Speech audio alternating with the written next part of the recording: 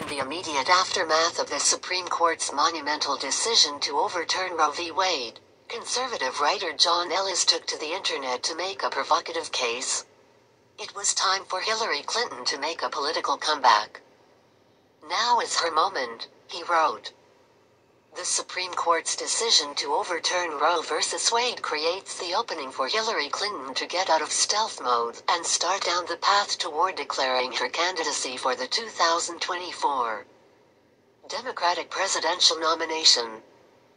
Ellis' argument is centered on the ideas that 1. President Joe Biden, who will be 82 shortly after the 2024 election, is simply too old to run again, and 2. The Democratic bench is not terribly strong.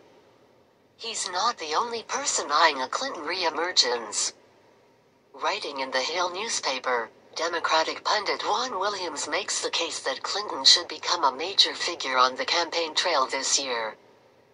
Clinton is exactly the right person to put steel in the Democrats' spine and bring attention to the reality that ultra-MAGA Republicans, as President Biden calls them, are tearing apart the nation. Williams writes, adding, "Keep talking and talk louder, Hillary." So, just how far-fetched is a Clinton candidacy?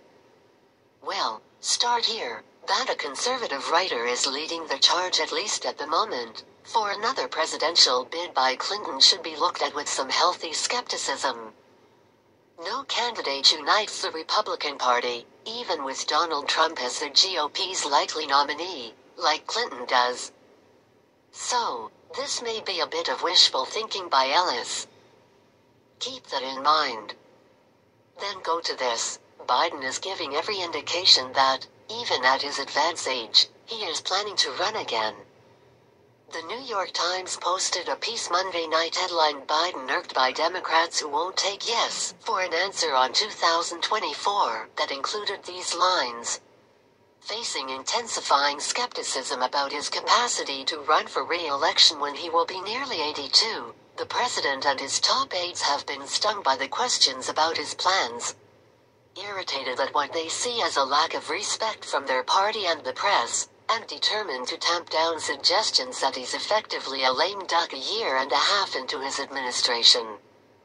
And finish here, Clinton has been pretty close to Sherman-esque in her denials about even considering another bid. "No, out of the question," Clinton said of another presidential candidacy in an interview with the Financial Times earlier this month.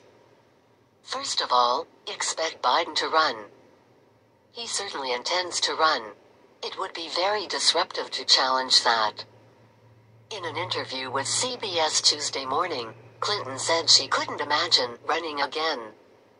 Host Gayle King rightly noted that Clinton's answer wasn't a definitive no. So, if you are a betting person, and, of course, there are odds on Hillary running, the smart gamble is that Clinton doesn't run again. With all of that said, we know that circumstances change. And that changed circumstances can lead to changed minds. Open nomination, if Biden takes a pass on running, would be something that would be hard for Clinton to not at least look at. That's not to say she would run. It's only to say that her name would get bandied about if the seat was open. That's a lock. Then there's the Roe decision to consider. Clinton's comments about not running again came before Roe was decided. As someone who has fought for women's rights throughout her career as First Lady, U.S. Senator and Secretary of State, might the Supreme Court's ruling have changed her calculus somewhat as she looks to her own future? Then there's the Roe decision to consider. Clinton's comments about not running again came before Roe was decided. As someone who has fought for women's rights throughout her career as First Lady, U.S. Senator and Secretary of State, might the Supreme Court's ruling have changed her calculus somewhat as she looks to her own future? Again, the chances are very slim that Clinton runs again. But they aren't zero.